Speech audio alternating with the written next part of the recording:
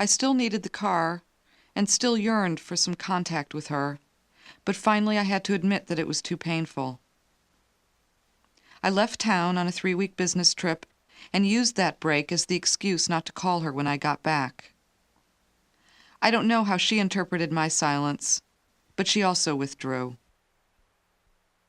Many months have now passed since the last time I returned the car to her, since the last time I heard her voice.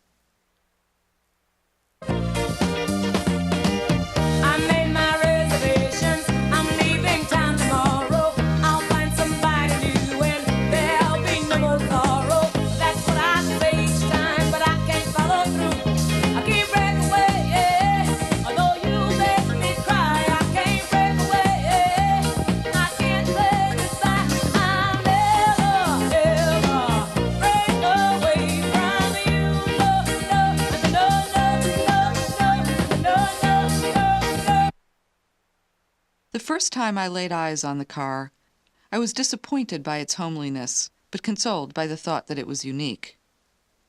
At least no one I knew, besides her, had ever owned or wanted to own such a car. Consequently, I was surprised to find that there are many thousands of them on the streets of New York.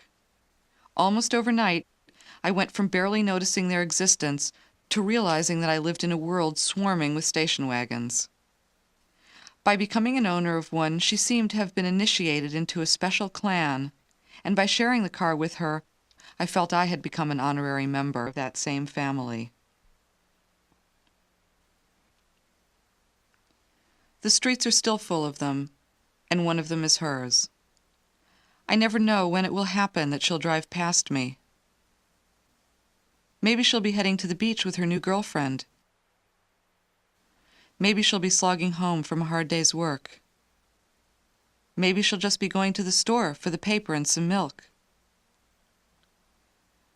And then again, maybe we'll be stuck beside each other for half an hour, she in her car and I in the one I sometimes borrow from my cousin, as we crawl slowly over the bridge in the morning traffic jam. If that happens, I'll pretend I haven't seen her. If that happens, I'll start crying uncontrollably.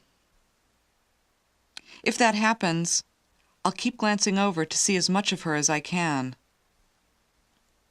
If that happens, I'll wave and smile politely, and then curse her out from behind closed windows. Thank you.